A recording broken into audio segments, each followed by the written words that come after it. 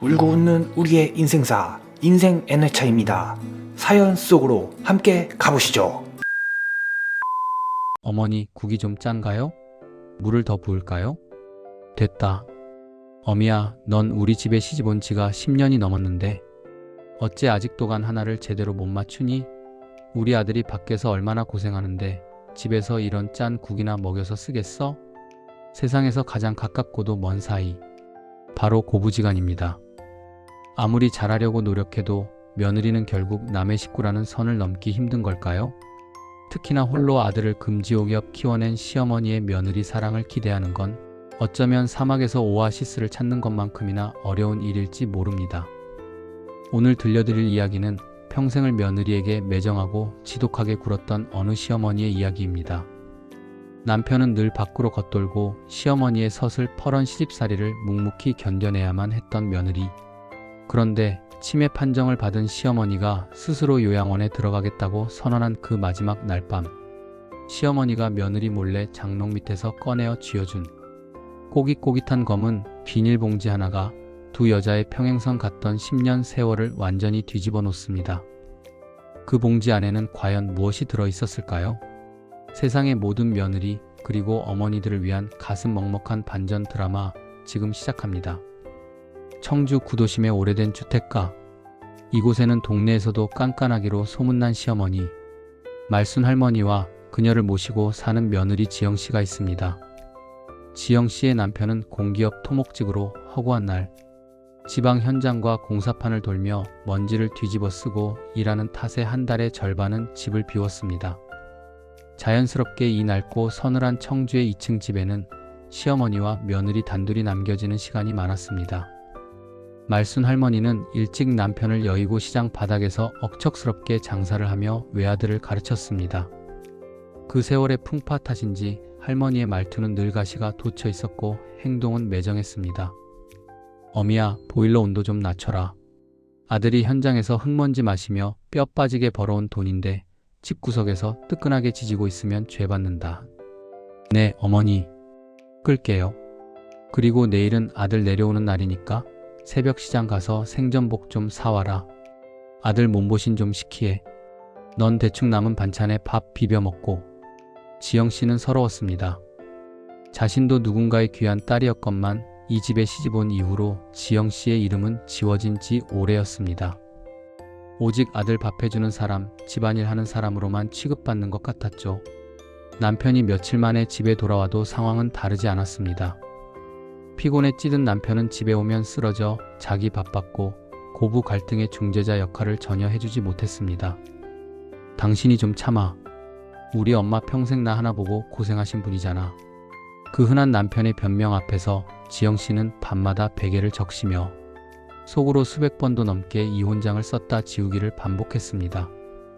그렇게 숨막히는 10년의 세월이 흘렀을 무렵 철옹성 같던 시어머니 말순 할머니에게 불청객이 찾아왔습니다. 바로 기억을 조금씩 갉아먹는 병, 치매였습니다. 처음에는 가스레인지 불을 끄는 것을 깜빡하는 정도였습니다. 하지만 점차 증상이 심해지며 며느리 지영씨가 차려준 밥상을 엎어버리며 내년이 내 밥에 독을 탔지 하며 소리를 지르는 날이 잦아졌습니다. 지영씨의 몸과 마음은 한계에 달하고 있었습니다. 남편은 여전히 지방 현장에 있었고 오롯이 치매 걸린 시어머니를 감당하는 것은 며느리의 몫이었습니다. 나도 이제 지쳤어. 이 집을 나가야 할까? 지영씨의 인내심이 바닥을 드러내고 있던 어느 맑은 날, 정신이 온전하게 돌아온 말순 할머니가 거실에 지영씨와 아들을 불러 앉혔습니다. 할머니의 표정은 그 어느 때보다 단호하고 차가웠습니다. 나 다음 주에 요양원 들어간다. 시설 좋은 곳으로 알아봐 뒀으니 짐이나 챙겨라. 어머니, 갑자기 그게 무슨 말씀이세요? 아들이 놀라 되물었지만 할머니는 고개를 돌리며 매몰차게 쏘아붙였습니다. 내가 내 발로 걸어 들어갈 수 있을 때 갈 거다. 너희들한테 짐짝 취급받으며 눈치 보고 살기 싫다. 어미야, 넌 좋지? 꼴 보기 싫은 시험이 나가니까 속이 시원하겠구나. 그 말에 지영씨는 입술을 꽉 깨물었습니다. 마지막 순간까지도 자신에게 가시 돋친 말을 내뱉는 시어머니가 너무도 원망스러웠습니다. 그래, 차라리 잘된 일이야. 나도 이제 내 숨통 좀 트고 살자. 그렇게 요양원 입소 날짜가 정해졌고 지영 씨는 착잡하면서도 한편으로는 홀가분한 마음으로 시어머니의 짐을 싸기 시작했습니다. 시간은 무심하게 흘러 어느덧 시어머니가 요양원으로 떠나기 바로 전날 밤이 되었습니다. 현장에서 부랴부랴 올라온 아들은 피곤하다며 일찍 안방에서 골아떨어졌고 집안에는 낡은 벽시계 초침 소리만이 째깍째깍 울려 퍼지고 있었습니다. 지영 씨는 시어머니 방에서 마지막으로 옷가지와 평소 드시던 약봉지를 가방에 챙겨 넣고 있었습니다. 할머니는 방구석에 이불을 덮고 돌아누운 채 한마디 말도 없으셨습니다. 내일이면 이 지독한 시집살이도 정말 끝이구나. 가방 지퍼를 채우고 조용히 방을 나서려던 찰나 어미야. 등 뒤에서 낮고 잠긴 목소리가 지영 씨를 불러 세웠습니다. 네, 어머니. 주무시는 거 아니었어요? 말순 할머니는 힘겹게 몸을 일으키더니 지영 씨에게 가까이 와서 앉아보라고 손짓했습니다. 할머니의 얼굴은 평소의 그 도끼 품은 표정이 아니라 어딘가 잔뜩 겁에 질린 어린아이 같기도 하고 한없이 지친 노인의 모습 그 자체였습니다. 할머니는 방 한쪽에 놓인 낡은 자개장 쪽으로 몸을 돌렸습니다. 그러더니 장롱 맨 밑바닥 두꺼운 겨울 솜니불이 쌓여있는 그 틈새로 앙상한 손을 깊숙이 집어넣었습니다. 바스락거리는 소리와 함께 할머니가 꺼낸 것은 다름 아닌 꼬깃꼬깃한 검은색 비닐봉지였습니다. 시장에서 대파나 양파를 담아줄 때 쓰는 볼품없고 새까만 그 비닐봉지. 할머니는 그것을 양손으로 꼭 쥔 채 잠시 허공을 응시하며 묵묵히 숨을 골랐습니다. 어머니, 그게 뭐예요?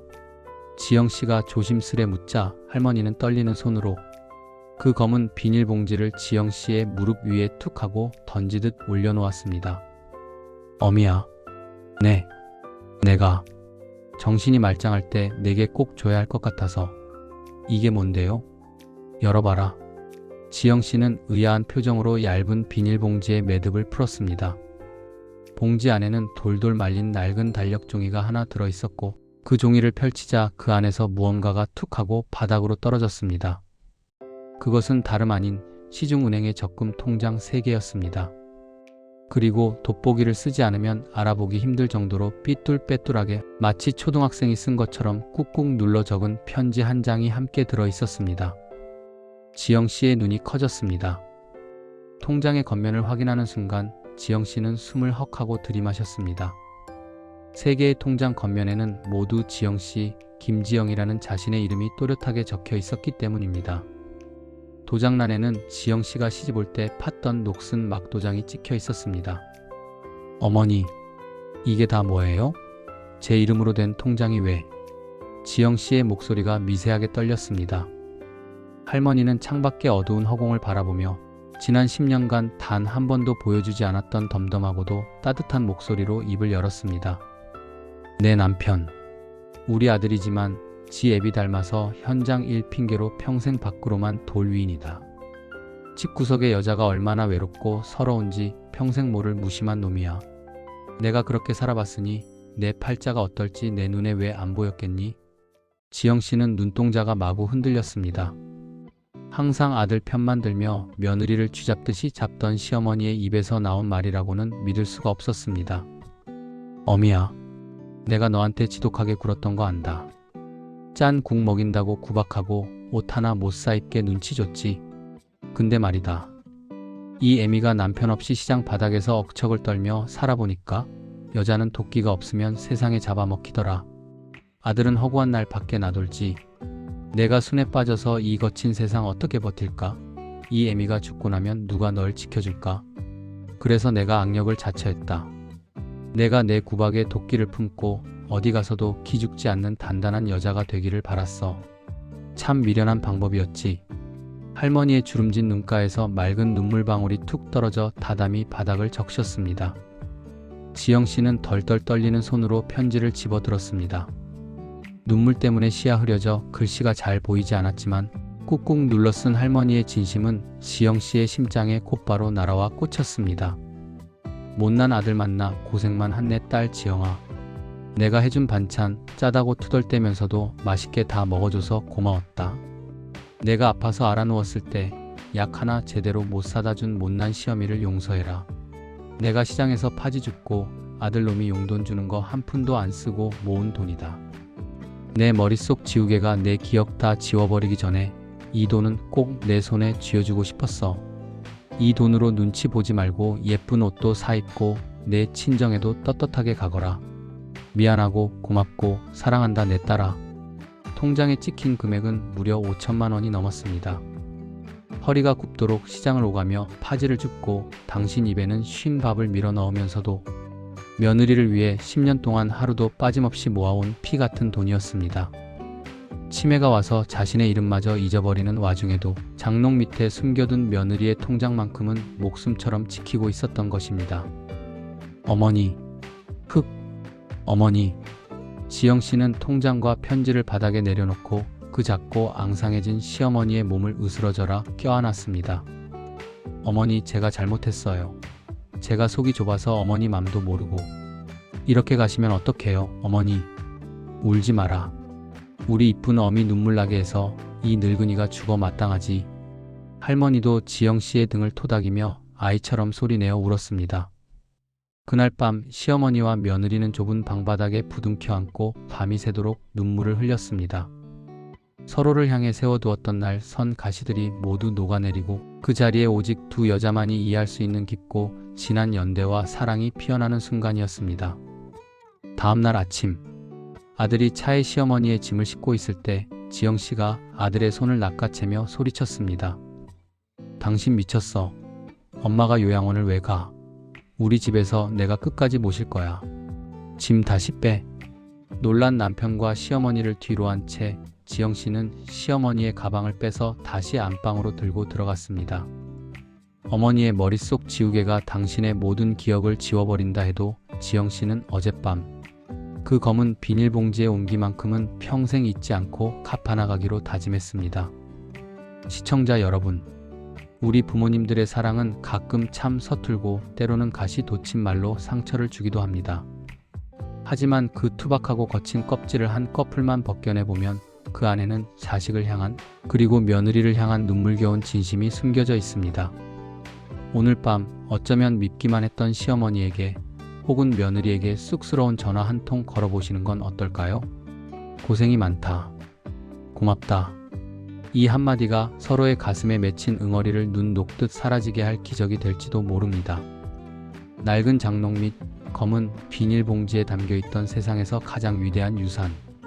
가슴을 찌르지만 너무도 따뜻했던 어느 시어머니의 이야기였습니다.